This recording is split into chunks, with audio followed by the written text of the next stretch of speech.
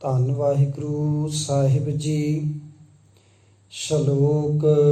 ਕਾਮ ਕ੍ਰੋਧ ਅਰ ਲੋਭ ਮੋਹ ਬਿਨਸ ਜਾਏ ਅਹੰਗ ਮੇਵ।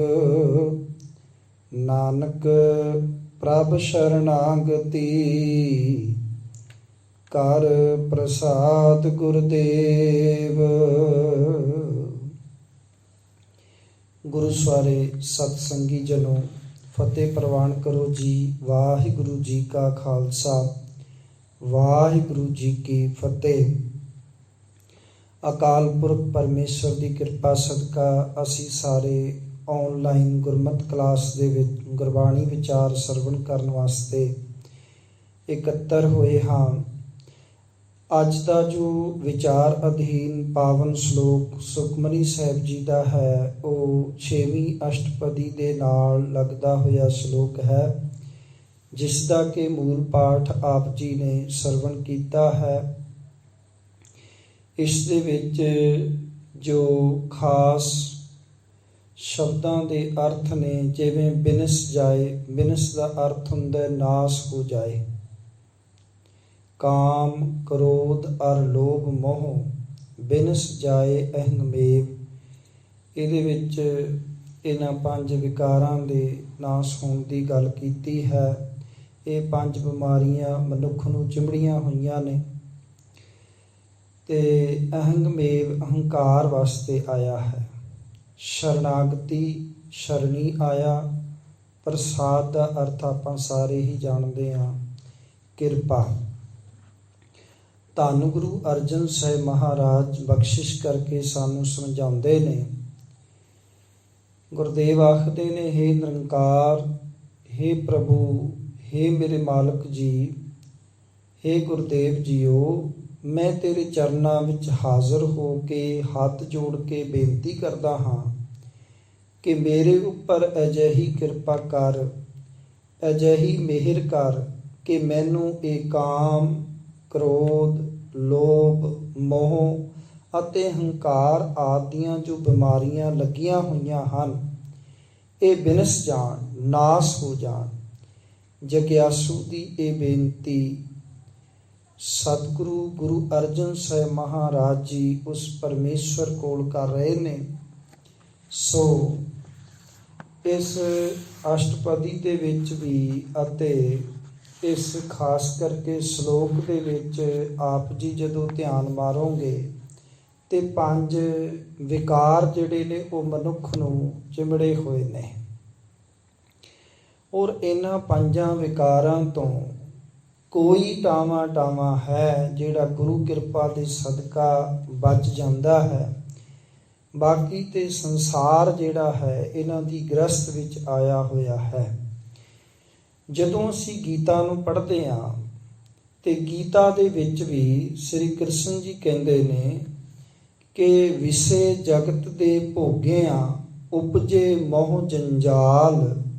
ਮੋਹ ਤੋਂ ਉਪਜੇ ਕਾਮਨਾ, ਇਸ ਤੋਂ ਕ੍ਰੋਧ ਚੰਡਾਲ। ਕ੍ਰੋਧੋਂ ਉਪਜੇ ਮੂੜਤਾ, ਮੂੜੋਂ ਯਾਦ ਗਵਾਏ। ਯਾਦ ਜਦੋਂ ਉੱਡ ਜਾਮਦੀ, ਬੁੱਧ ਭ੍ਰਿਸ਼ਟ ਹੋ ਜਾਏ। ਬੁੱਧੀ ਹੋਵੇ ਨਾਸ ਜਦ, ਡਿੱਗ ਪਏ ਇਨਸਾਨ। ਇਸ ਲਈ ਮਿੱਤਰ ਜਾਨ ਲੈ, ਵਿਸ਼ੇ ਦੁੱਖਾਂ ਦੀ ਖਾਨ। ਬੁੱਧੀ ਹੋਵੇ ਨਾਸ ਜਦ, ਡਿੱਗ ਪਏ ਇਨਸਾਨ। ਇਸ ਲਈ ਮਿੱਤਰ ਜਾਨ ਲੈ, ਵਿਸ਼ੇ ਦੁੱਖਾਂ ਦੀ ਖਾਨ। ਭਾਵ ਜਗਤ ਪਦਾਰਥਾਂ ਦੇ ਭੋਗਣ ਤੋਂ, ਉਹਨਾਂ ਤੋਂ ਮਿਲੇ ਸੁੱਖਾਂ ਜਾਂ ਸਵਾਦਾਂ ਦੇ ਕਾਰਨ ਸਾਡਾ ਉਹਨਾਂ ਨਾਲ ਮੋਹ ਪੈ ਜਾਂਦਾ ਹੈ ਤੇ ਫਿਰ ਸਾਡੇ ਵਿੱਚ ਹੋਰ ਪਦਾਰਥਾਂ ਨੂੰ ਪਾਉਣ ਦੀ, ਉਹਨਾਂ ਨੂੰ ਇਕੱਤਰ ਕਰਨ ਦੀ ਕਾਮਨਾ ਪੈਦਾ ਹੋ ਜਾਂਦੀ ਹੈ। ਇਸ ਮੋਹ ਤੋਂ ਲੋਭ ਪੈਦਾ ਹੁੰਦਾ ਹੈ। ਉਸ ਕਾਮਨਾ ਦੇ ਪੂਰਾ ਨਾ ਹੋਣ ਤੇ, ਕਿਸੇ ਪਦਾਰਥ ਦੇ ਖੁੱਸ ਜਾਣ ਉੱਪਰ ਸਾਡੇ ਵਿੱਚ ਕ੍ਰੋਧ ਉਤਪੰਨ ਹੁੰਦਾ ਹੈ। ਉਹ ਕ੍ਰੋਧ ਸਾਡੀ ਮੱਤ ਮਾਰ ਦਿੰਦਾ ਹੈ, ਸਾਡੀ ਬੁੱਧੀ ਮਲੀਨ ਹੋ ਜਾਂਦੀ ਹੈ, ਜਿਸ ਕਰਕੇ ਅਸੀਂ ਇਨਸਾਨੀਅਤ ਤੋਂ ਡਿੱਗ ਪੈਂਦੇ ਹਾਂ, ਅਸੀਂ ਪਸ਼ੂ ਬਣ ਜਾਂਦੇ ਹਾਂ। ਦੂਸਰੇ ਸ਼ਬਦਾਂ ਵਿੱਚ ਇਹ ਕਾਮ, ਕ੍ਰੋਧ, ਲੋਭ, ਮੋਹ ਅਤੇ ਅਹੰਕਾਰ ਸਭ ਇਹਨਾਂ ਜਗਤ ਪਦਾਰਥਾਂ ਦੇ ਭੋਗ ਤੋਂ ਹੀ ਪਤਾ ਹੋਏ ਹਨ। ਇਹ ਜਿੰਨੇ ਵੀ ਇਹ ਸਾਰੇ ਕੁਝ ਵਿਕਾਰ ਜਿਹੜੇ ਨੇ ਸਾਡੇ, ਇਹ ਕਿੱਥੋਂ ਪੈਦਾ ਹੋਏ ਨੇ? ਇਹ ਜਗਤ ਪਦਾਰਥਾਂ ਤੋਂ ਹੀ ਪੈਦਾ ਹੋਏ ਨੇ। ਇਹਨਾਂ ਦੀ ਉਪਜ ਇਹ ਜਗਤ ਪਦਾਰਥਾਂ ਤੋਂ ਹੀ ਹੈ। ਇਹਨਾਂ ਨੇ ਸਾਡੇ ਉੱਪਰ ਇੰਨਾ ਪ੍ਰਭਾਵ ਪਾ ਲਿਆ ਕਿ ਅਸੀਂ ਆਪਣੀ ਸੁੱਧ ਬੁੱਧ ਗਵਾ ਬੈਠੇ ਹਾਂ। ਸਾਡੇ ਵਿੱਚ ਮਨੁੱਖਤਾ ਬਿਲਕੁਲ ਨਹੀਂ ਰਹੀ। ਅਸੀਂ ਕਹਿਣ ਨੂੰ ਮਨੁੱਖ ਹਾਂ, ਪਰ ਸਾਡੀ ਕਰਤੂਤ ਪਸ਼ੂਆਂ ਦੇ ਤੁਲ ਹੋ ਗਈ। ਸੁਖਮਨੀ ਸਾਹਿਬ ਦੇ ਵਿੱਚ ਹੀ ਪਿੱਛੇ ਜੇ ਅਸੀਂ ਜ਼ਿਕਰ ਕੀਤਾ ਵੀ ਹੈ ਕਿ ਗੁਰਦੇਵ ਕਹਿੰਦੇ ਨੇ, ਕਰਤੂਤ ਪਸ਼ੂ ਕੀ ਮਾਨਸ ਜਾਤ, ਲੋਕ ਪਚਾਰਾ ਕਰੈ ਦਿਨ ਰਾਤ। ਇਹ ਮਾਇਆ ਜਗਤ ਪਦਾਰਥ ਅਤੇ ਇਸ ਤੋਂ ਪੈਦਾ ਹੋਏ ਉਸ ਦੇ ਇਹ ਪੰਜ ਲਾਡਲੇ ਸਾਰੇ ਸੰਸਾਰ ਨੂੰ ਬਿਨਾਂ ਦੰਦਾਂ ਦੇ ਖਾ ਰਹੇ ਨੇ। ਕੋਈ ਵਿਰਲਾ ਹੀ, ਕੋਈ ਗੁਰਮੁਖ ਹੀ ਇਹਨਾਂ ਤੋਂ ਬਚਿਆ ਹੈ। ਗੁਰਬਾਣੀ ਦਾ ਗੁਰਵਾਕ ਹੈ, ਮਾਇਆ ਮਮਤਾ ਮੋਹਣੀ ਜਿਨ ਵਿਣ ਦੰਤਾਂ ਜਗ ਖਾਇਆ। ਇਹ ਬਿਨਾਂ ਦੰਤਾਂ ਤੋਂ ਹੀ ਇਹ ਖਾਈ ਜਾ ਰਹੀ ਹੈ।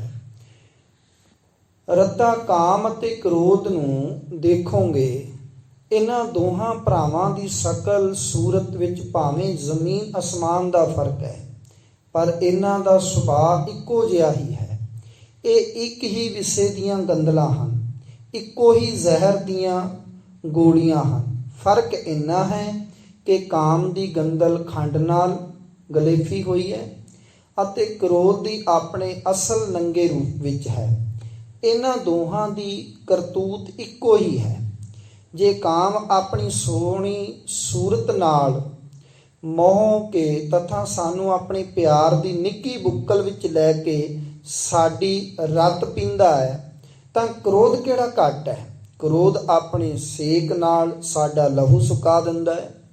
ਇਸੇ ਲਈ ਤਾਂ ਗੁਰੂ ਨਾਨਕ ਸਾਹਿਬ ਮਹਾਰਾਜ ਰਾਮਕਲੀ ਰਾਗ ਵਿੱਚ ਫਰਮਾਉਂਦੇ ਨੇ, ਕਾਮ ਕ੍ਰੋਧ ਕਾਇਆ ਕੋ ਗਾਲੈ, ਜਿਉ ਕੰਚਨ ਸੁਹਾਗਾ ਟਾਲੈ। ਇਹ ਦੋਵੇਂ ਕੇਵਲ ਸਰੀਰ ਦੀ ਹੀ ਸਤਿਆਨਾਸ਼ ਨਹੀਂ ਕਰਦੇ, ਸਗੋਂ ਬੰਦੇ ਦੀ ਸੁੱਧ ਬੁੱਧ ਵੀ ਮਾਰ ਦਿੰਦੇ ਹਨ। ਉਸ ਦੀ ਨੀਂਦ ਹਰਾਮ ਕਰ ਦਿੰਦੇ ਹਨ, ਉਸ ਦੇ ਮਨ ਵਿੱਚ ਬੇਚੈਨੀ ਪੈਦਾ ਕਰ ਦਿੰਦੇ ਹਨ ਅਤੇ ਤਦ ਤੱਕ ਆਰਾਮ ਨਹੀਂ ਲੈਣ ਦਿੰਦੇ ਜਦ ਤੱਕ ਉਸ ਕੋਲੋਂ ਕੋਈ ਕੁਕਰਮ ਨਾ ਕਰ ਲੈਣ। ਤਾਈਓਂ ਤਾਂ ਕ੍ਰਿਸ਼ਨ ਜੀ ਨੇ ਇੱਕ ਥਾਂ ਤੇ ਹੋਰ ਲਿਖਿਆ ਹੈ, ਉਹ ਕਹਿੰਦੇ ਨੇ, ਰਜੋ ਗੁਣ ਤੋਂ ਉਪਜਦੇ ਦੋਨੋਂ ਕ੍ਰੋਧ ਤੇ ਕਾਮ, ਇਹ ਵੈਰੀ ਇਸ ਜੀਵ ਨੂੰ ਕਰਨਾ ਦੇਣ ਆਰਾਮ। ਗਿਆਨੀ ਸੰਦੇ ਗਿਆਨ ਨੂੰ ਇਹ ਵੈਰੀ ਕਰੇ ਫਨਾ, ਕਾਮ ਅਜਿਹੀ ਅਗਨ ਹੈ ਸਭ ਨੂੰ ਕਰੇ ਸਵਾ। ਇਹ ਸਭ ਨੂੰ ਸਵਾ ਕਰ ਦਿੰਦੀ ਹੈ, ਸਾੜ ਦਿੰਦੀ ਹੈ। ਕਾਮ ਦੇ ਅਧੀਨ ਹੋਏ ਜੀਵ ਇੱਕ ਨਿਮਖ ਕਾਮ ਸਵਾਦ ਕਾਰਨ ਕੋਟ ਦਿਨਸ ਦੁੱਖ ਪਾਵੈ। ਇਹ ਗੁਰਬਾਣੀ ਦੇ ਬੋਲ ਨੇ। ਗੁਰਦੇਵ ਪਾਤਸ਼ਾਹ ਕਹਿੰਦੇ ਨੇ, ਇੱਕ ਨਿਮਖ ਮਾਤਰ ਕਾਮ ਦੇ ਸਵਾਦ ਕਾਰਨ ਕਰੋੜਾਂ ਜਨਮਾਂ ਮਨੁੱਖ ਦੁੱਖ ਪਾਉਂਦਾ ਹੈ। ਇੱਕ ਘੜੀ ਪਲ ਦੇ ਸਵਾਦ ਦੀ ਖਾਤਰ ਸਾਰੀ ਉਮਰ ਹੀ ਦੁੱਖ ਭੋਗਦਾ ਰਹਿੰਦਾ ਹੈ। ਸਗੋਂ ਜਦ ਸਮਾਜ ਵਿੱਚ, ਅਦਾਲਤਾਂ ਵਿੱਚ ਉਹਨਾਂ ਦੀਆਂ ਕਰਤੂਤਾਂ ਉਗੜਦੀਆਂ ਹਨ ਤਾਂ ਸ਼ਰਮਿੰਦੇ ਹੁੰਦੇ ਹਨ, ਪਛਤਾਉਂਦੇ ਹਨ ਇਹਦੇ ਵਸ ਪਏ ਹੋਏ ਲੋਕ। ਇਹ ਕਾਮ ਅਜਿਹਾ ਬਲੀ ਹੈ ਕਿ ਇਸ ਤੋਂ ਰਿਸ਼ੀ ਮੁਨੀ ਤੇ ਜੋਗੀ ਜੰਗਮ ਵੀ ਨਹੀਂ ਬਚ ਸਕੇ। ਬਸੰਤ ਹਿੰਡੋਲ ਵਿੱਚ 9ਵੇਂ ਪਾਤਸ਼ਾਹ ਸ੍ਰੀ ਗੁਰੂ ਤੇਗ ਬਹਾਦਰ ਸਾਹਿਬ ਮਹਾਰਾਜ ਨੇ ਬਖਸ਼ਿਸ਼ ਕਰਦਿਆਂ ਸਮਝਾਇਆ। ਗੁਰਦੇਵ ਨੇ ਬਖਸ਼ਿਸ਼ ਕੀਤੀ, ਕਹਿਣ ਲੱਗੇ, ਪਾਪੀ ਹੀਏ ਮੈਂ ਕਾਮ ਬਸਾਏ, ਮਨ ਚੰਚਲ ਜਾਂ ਤੇ ਗਇਓ ਨਾ ਜਾਏ, ਜੋਗੀ ਜੰਗਮ ਅਰ ਸੰਨਿਆਸੀ, ਸਭ ਹੀ ਪਰ ਡਾਰੀ ਏ ਫਾਸ। ਇਸ ਕਾਮ ਦੇ ਕਾਰਨ ਇੱਕ ਕਾਮੀ ਦਾ ਜੀਵਨ ਨਰਕ ਸਮਾਨ ਹੋ ਜਾਂਦਾ ਹੈ। ਗੁਰੂ ਪਿਆਰਿਓ, ਇਹ ਉਸ ਨੂੰ ਜਨਮ ਮਰਨ ਦੇ ਗੇੜ ਵਿੱਚ ਪਾ ਕੇ ਬੜਾ ਖੁਆਰ ਕਰਦਾ ਹੈ। ਇਹ ਬੰਦੇ ਦਾ ਚਿੱਤ ਚੁਰਾ ਕੇ ਉਸ ਦਾ ਜਪ ਤਪ ਸੀਲ ਸਭ ਨਸ਼ਟ ਕਰ ਦਿੰਦਾ ਹੈ। ਗੁਰੂ ਅਰਜਨ ਸਾਹਿਬ ਮਹਾਰਾਜ ਸ਼ਲੋਕ ਸੰਸਕ੍ਰਿਤੀ ਦੇ ਵਿੱਚ ਬਖਸ਼ਿਸ਼ ਕਰਕੇ ਸਾਨੂੰ ਸਮਝਾਉਂਦੇ ਨੇ। ਗੁਰਦੇਵ ਕਹਿੰਦੇ ਨੇ, ਹੇ ਕਾਮੰ ਨਰਕ ਵਿਸਰਾਮੰ ਬਹੁ ਜੋਨੀ ਪਰਮਾਵਣੈ ਚਿਤ ਹਰਣੰ ਤ੍ਰੈਲੋਕ ਗਮਯੰ ਜਪ ਤਪ ਸੀਲ ਵਿਦਾਰਣੈ। ਕ੍ਰੋਧ ਨੂੰ ਤਾਂ ਚੰਡਾਲ ਦੇ ਨਾਮ ਨਾਲ ਪੁਕਾਰਿਆ ਜਾਂਦਾ ਹੈ, ਕਿਉਂਕਿ ਕ੍ਰੋਧ ਵਿੱਚ ਆਇਆ ਬੰਦਾ ਚੰਡਾਲ ਦਾ ਰੂਪ ਧਾਰ ਕੇ ਆਪਣਾ ਭਲਾ ਬੁਰਾ ਵੀ ਨਹੀਂ ਸੋਚਦਾ। ਨਿੱਕੀ ਜੀ ਗੱਲ ਤੋਂ, ਇੱਕ ਨਿਗੁਣੀ ਚੀਜ਼ ਤੋਂ ਮਹਾਭਾਰਤ ਦਾ ਯੁੱਧ ਰਚ ਜਾਂਦਾ ਹੈ। ਆਪ ਜੀ ਤੁਸੀਂ ਵੇਖ ਰਹੇ ਹੋ ਕਿ ਜਿਹੜਾ ਮੂਲ ਕਾਰਨ ਹੈ ਕਿਸੇ ਝਗੜੇ ਦਾ, ਉਹ ਕ੍ਰੋਧ ਹੀ ਤਾਂ ਹੈ ਸਾਧ ਸੰਗਤ। ਫਿਰ ਸਾਰੀ ਉਮਰ ਅਦਾਲਤਾਂ ਵਿੱਚ ਰੁਲਦਾ ਹੈ, ਧਨ ਨੂੰ ਨਸ਼ਟ ਕਰਦਾ ਹੈ, ਖਰਚ ਕਰੀ ਜਾਂਦਾ ਹੈ। ਇਸੇ ਲਈ ਗੁਰੂ ਅਮਰਦਾਸ ਜੀ ਕ੍ਰੋਧੀ ਕੋਲੋਂ ਦੂਰ ਰਹਿਣ ਦਾ ਹੀ ਮਸ਼ਵਰਾ ਸਾਨੂੰ ਦਿੰਦੇ ਨੇ। ਗੁਰਦੇਵ ਸ੍ਰੀ ਰਾਗ ਵਿੱਚ ਬਖਸ਼ਿਸ਼ ਕਰ ਰਹੇ ਨੇ। ਸਤਿਗੁਰੂ ਕਹਿੰਦੇ ਨੇ, ਉਹਨਾਂ ਪਾਸ ਦੁਆਸ ਨਾ ਭੇਟੀਐ ਜਿਨ ਅੰਤਰ ਕ੍ਰੋਧ ਚੰਡਾਲ। ਸਤਿਗੁਰੂ ਕਹਿੰਦੇ ਨੇ, ਉਹਨਾਂ ਦੇ ਨੇੜੇ ਵੀ ਨਾ ਜਾਓ ਜਿਨ੍ਹਾਂ ਦੇ ਅੰਦਰ ਇਹ ਕ੍ਰੋਧ ਹੈਗਾ। ਤੇ ਜਿੱਥੇ ਕ੍ਰੋਧ ਦੀ ਗੱਲ ਆਪਾਂ ਕਰ ਰਹੇ ਹਾਂ, ਉੱਥੇ ਸਾਧ ਸੰਗਤ ਇਸ ਤੋਂ ਭਿਆਨਕ ਰੂਪ ਵੀ ਹੋਰ ਵੀ ਸਾਹਮਣੇ ਆਉਂਦਾ ਹੈ ਕਿ ਕਾਮ ਕ੍ਰੋਧ ਤੋਂ ਤਾਂ ਬੰਦਾ ਲੋਕ ਲਾਜ ਦੇ ਮਾਰੇ ਬਚਣ ਦਾ ਯਤਨ ਵੀ ਚਲੋ ਕਰ ਲੈਂਦਾ ਹੈ, ਪਰ ਚੇਤੇ ਰੱਖਣਾ ਇਸ ਤੋਂ ਵੀ ਖਤਰਨਾਕ ਮੋਹ ਦੇ ਜਾਲ ਚੋਂ ਕਿਵੇਂ ਬਚਿਆ ਜਾਏ, ਇਹ ਬੜਾ ਔਖਾ ਹੈ।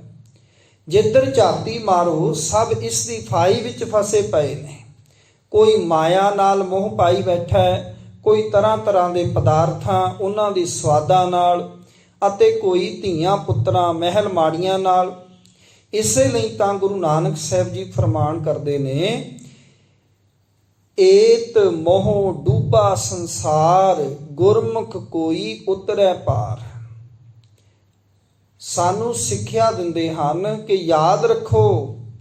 ਗੁਰਦੇਵ ਧਨਾਸਰੀ ਰਾਗ ਵਿੱਚ ਗੁਰੂ ਨਾਨਕ ਸਾਹਿਬ ਕਹਿੰਦੇ ਨੇ, ਜੇਤਾ ਮੋਹ ਪ੍ਰੀਤ ਸਵਾਦ ਸਭਾ ਕਾਲਖ ਦਾਗਾ ਦਾਗ।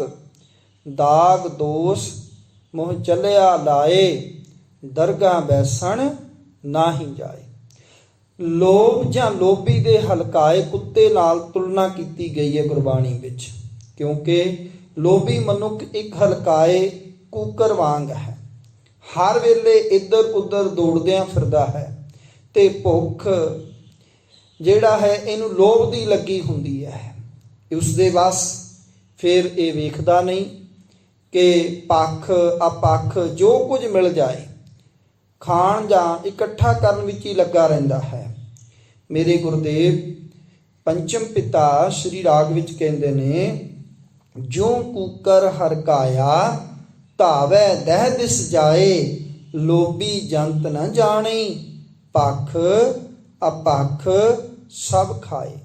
ਲੋਭੀ ਆਦਮੀ ਆਪਣੇ ਲੋਭ ਵਿੱਚ ਇੰਨਾ ਅੰਨਾ ਹੋਇਆ ਹੁੰਦਾ ਹੈ ਕਿ ਉਹ ਆਪਣੇ ਸ਼ਿਕਾਰ ਨੂੰ ਆਪਣੇ ਜਾਲ ਵਿੱਚ ਫਾ ਕੇ ਉਸ ਦੇ ਕੱਪੜੇ ਲਾਹੁਣ ਤਾਂ ਕਿਧਰੇ ਰਿਹਾ, ਲੋਭ ਪੈਣ ਤੇ ਉਸ ਦੀ ਹੱਤਿਆ ਕਰਨੋਂ ਵੀ ਨਹੀਂ ਝਿਜਕਦਾ।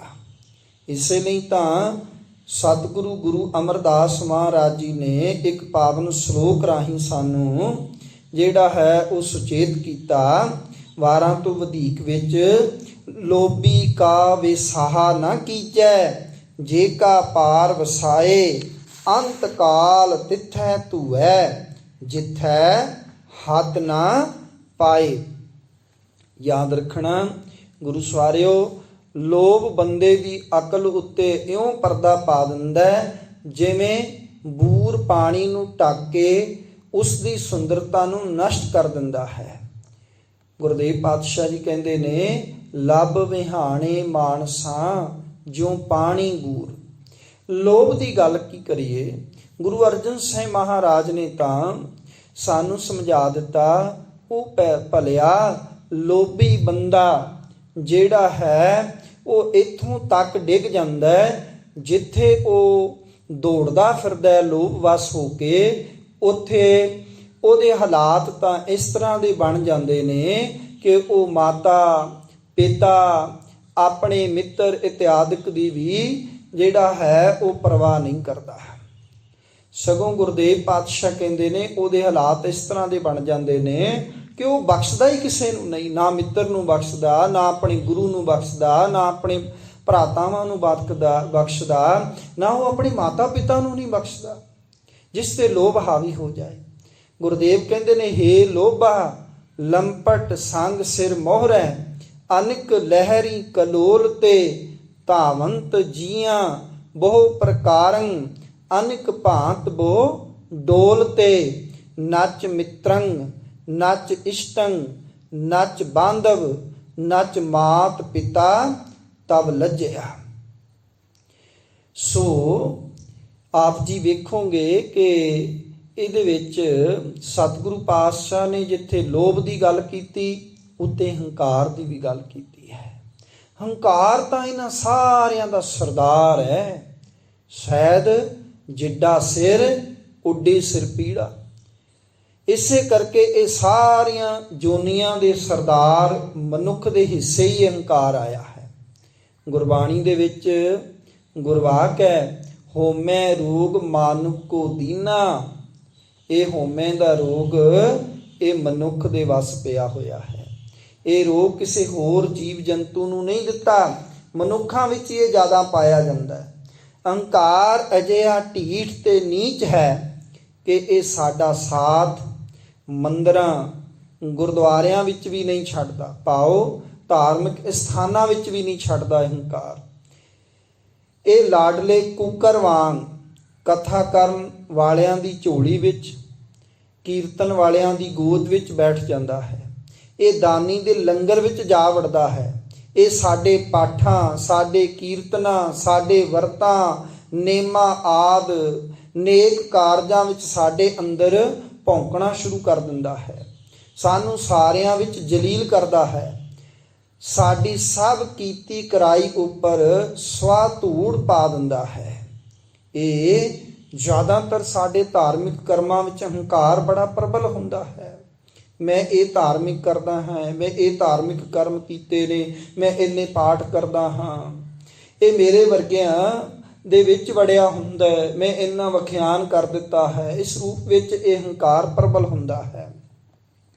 ਗੁਰਦੇਵ ਗੁਰੂ ਤੇਗ ਬਹਾਦਰ ਸਾਹਿਬ ਮਹਾਰਾਜ ਬਖਸ਼ਿਸ਼ ਕਰਕੇ ਸਾਨੂੰ ਸਮਝਾਉਂਦੇ ਨੇ ਕਿ ਇਹ ਹੰਕਾਰ, ਸਤਿਗੁਰੂ ਕਹਿੰਦੇ ਨੇ, ਤੀਰਥ ਬਰਤ ਅਰਦਾਨ ਕਰ, ਮਨ ਮੈਂ ਧਰੈ ਗੁਮਾਨ, ਨਾਨਕ ਨੇ ਫਲ ਜਾਤ ਤੇ ਜਿਉ ਕੁੰਚਰ ਇਸ਼ਨਾਨ। ਕਹਿਣ ਲੱਗੇ ਸਭ ਕੁਝ ਕਰਕੇ ਇਹ ਉਸ ਬੰਦੇ ਦੇ ਸਿਰ ਤੇ ਧੂੜ ਪਵਾ ਦਿੰਦਾ ਹੈ, ਮਿੱਟੀ ਪਵਾ ਦਿੰਦਾ ਹੈ। ਇੰਨਾ ਕੁਝ ਜਾਣਦਿਆਂ ਬੁੱਝਦਿਆਂ ਵੀ ਸਾਡੇ ਵਿੱਚੋਂ ਆਪਣੀ ਕੁਲ, ਆਪਣੀ ਯੋਗਤਾ, ਆਪਣੀ ਪੰਡਤਾਈ, ਸੂਰਮਗਤਾ ਦੀ ਡੀਂਗ ਮਾਰਨ ਦੀ ਆਦਤ ਨਹੀਂ ਜਾਂਦੀ। ਕੋਈ ਕਿਸੇ ਗੱਲ ਦਾ ਹੰਕਾਰ, ਕਿਸੇ ਨੂੰ ਵਿਦਿਆ ਦਾ ਹੰਕਾਰ, ਕਿਸੇ ਨੂੰ ਦੌਲਤ ਦਾ ਹੰਕਾਰ, ਮਨੁੱਖ ਡੀਂਗਾ ਮਾਰੀ ਜਾ ਰਿਹਾ। ਭਗਤ ਰਵਿਦਾਸ ਜੀ ਨੇ ਰਾਮਕਲੀ ਰਾਗ ਵਿੱਚ ਇਸੇ ਗੱਲ ਦੀ ਪ੍ਰੋੜਤਾ ਕਰਦਿਆਂ ਦੱਸਿਆ ਹੈ, ਹਮ ਵੱਡ ਕਬ ਕੁਲੀਨ, ਹਮ ਪੰਡਿਤ, ਹਮ ਜੋਗੀ ਸੰਨਿਆਸੀ, ਗਿਆਨੀ ਗੁਣੀ ਸੂਰ ਹਮ ਦਾਤੇ, ਏ ਬਿਦ ਕਬੈ ਨਾ ਨਾਸੀ। ਇਹਨਾਂ ਦੁਸ਼ਟਾਂ ਨੇ ਜੀਵਾਂ ਦਾ ਮਨ ਅਜਿਹਾ ਵਿਗਾੜ ਦਿੱਤਾ, ਇਹਨਾਂ ਵਿਕਾਰਾਂ ਨੇ ਉਸ ਨੂੰ ਅਜਿਹਾ ਕੁਰਾਹੇ ਪਾ ਦਿੱਤਾ ਕਿ ਉਹ ਹਰ ਪਲ ਹਰ ਘੜੀ ਨਿਰੰਕਾਰ ਤੋਂ ਦੂਰ ਹੀ ਦੂਰ ਜਾ ਰਿਹਾ ਹੈ। ਵੇਖਣਾ ਆਪਣਿਆਂ ਤੋਂ ਦੂਰ ਚਲਾ ਜਾਂਦਾ ਹੰਕਾਰ, ਬਸ ਮਿੱਤਰ ਦੁਸ਼ਮਣ ਬਣ ਜਾਂਦੇ ਨੇ। ਕੈਸਾ ਇਹਦਾ ਵਰਤਾਵ ਹੈ। ਗੁਰੂ ਅਰਜਨ ਸਾਹਿਬ ਮਹਾਰਾਜ ਕਹਿੰਦੇ ਨੇ, ਹੇ ਜਨਮ ਮਰਨ ਮੂਲੰ ਅਹੰਕਾਰੰ ਪਾਪਾਤਮਾ, ਮਿੱਤਰੰ ਤਜੰਤ ਸਤਰੰ ਦ੍ਰਿੜੰਤ, ਅਨਿਕ ਮਾਇਆ ਵਿਸਤੀਰਨ ਹੈ। ਆਪਣੇ ਮਿੱਤਰਾਂ ਨੂੰ ਛੱਡ ਜਾਂਦਾ, ਸ਼ਤਰੂ ਬਣਾ ਬੈਠਦਾ। ਇਸ ਹੰਕਾਰ ਦੇ ਕਾਰਨ ਉਹ ਸ਼ਤਰੂ ਬਣ ਜਾਂਦੇ ਨੇ। ਸਤਿਗੁਰੂ ਪਾਤਸ਼ਾਹ ਜੀ ਕਹਿੰਦੇ ਨੇ ਭਾਈ ਇਹਨਾਂ ਪੰਜਾਂ ਨੇ ਹੀ ਉਸ ਨਿਰੰਕਾਰ ਤੋਂ ਮਨੁੱਖ ਨੂੰ ਦੂਰ ਕਰ ਦਿੱਤਾ ਹੈ। ਇਨ ਪੰਚਨ ਮੇਰੋ ਮਨ ਜੋ ਬਿਗਾਰਿਓ, ਪਲ ਪਲ ਹਰ ਜੀਤੇ ਅੰਤਰ ਪਾਰਿਓ। ਗੱਲ ਕੀ ਗੁਰੂ ਸਵਾਰਿਓ, ਇਹਨਾਂ ਵੈਰੀਆਂ ਤੋਂ ਹੀ ਤੰਗ ਹੋਇਆ ਇੱਕ ਜਗਿਆਸੂ ਸ੍ਰੀ ਗੁਰੂ ਅਰਜਨ ਦੇਵ ਜੀ ਦੇ ਦਰਬਾਰ ਵਿੱਚ ਹਾਜ਼ਰ ਹੋ ਕੇ ਹੱਥ ਜੋੜ ਕੇ ਉਹਨਾਂ ਅੱਗੇ ਉਸ ਨਿਰੰਕਾਰ ਅੱਗੇ ਪ੍ਰਾਰਥਨਾ ਕਰਦਾ ਹੈ, ਜੋ ਅੱਜ ਦੇ ਸ਼ਲੋਕ ਰੂਪ ਦੇ ਵਿੱਚ ਕਿ ਕਾਮ ਕ੍ਰੋਧ ਅਰ ਲੋਭ ਮੋਹ ਬਿਨਸ ਜਾਏ ਅਹੰਗਮੇਵ, ਨਾਨਕ ਪ੍ਰਭ ਸ਼ਰਨਾਗਤੀ ਕਰ ਪ੍ਰਸਾਦ ਗੁਰਦੇਵ। ਗੁਰੂ ਕਿਰਪਾ ਕਰੇ ਸਾਡੀ ਅਰਦਾਸ ਮਾਲਕ ਦੇ ਦਰ ਤੇ ਕਬੂਲ ਹੋਵੇ ਤੇ ਅਸੀਂ ਇਹਨਾਂ ਪੰਜਾਂ ਦੀ ਚੁੰਗਲ ਤੋਂ ਬਚ ਕੇ ਗੁਰੂ ਦੀ ਸ਼ਰਨ ਵਿੱਚ ਆ ਜਾਈਏ। ਜਿਸ ਦਿਨ ਗੁਰੂ ਦੀ ਸ਼ਰਨ ਵਿੱਚ ਆਵਾਂਗੇ ਉਸ ਦਿਨ ਇਹਨਾਂ ਦੀ ਮਾਰ ਤੋਂ ਬਚ ਜਾਵਾਂਗੇ। ਮਾਲਕ ਦੀ ਸਾਰਿਆਂ ਤੇ ਕਿਰਪਾ ਹੋਵੇਗੀ। ਸੋ ਅੱਜ ਦੀ ਗੁਰਮਤਿ ਕਲਾਸ ਵਿੱਚ ਇੰਨੀਆਂ ਕੁ ਬੇਨਤੀਆਂ ਪ੍ਰਵਾਨ ਕਰਨੀਆਂ ਹੋਈਆਂ। ਬੇਅੰਤ ਭੁੱਲਾਂ ਵਾਸਤੇ ਖਿਮਾ ਬਖਸ਼ਿਸ਼ ਕਰਨੀ। ਇਹ ਅਸ਼ਟਪਦੀ ਆਪ ਜੀ ਜਦੋਂ ਪੜੋਗੇ ਤੇ ਇਸ ਅਸ਼ਟਪਦੀ ਦੇ ਜੇ ਭਾਵਾਰਥ ਨੇ ਉਹ ਆਪ ਜੀ ਨੂੰ ਸਾਰੇ ਹੌਲੀ ਹੌਲੀ ਸਮਝ ਆ ਜਾਣਗੇ। ਗੁਰੂ ਕਿਰਪਾ ਕਰੇ ਜੀ, ਹੋਈਆਂ ਭੁੱਲਾਂ ਦੀ ਖਿਮਾ ਬਖਸ਼ਿਸ਼ ਕਰਨੀ। ਵਾਹਿਗੁਰੂ ਜੀ ਕਾ ਖਾਲਸਾ, ਵਾਹਿਗੁਰੂ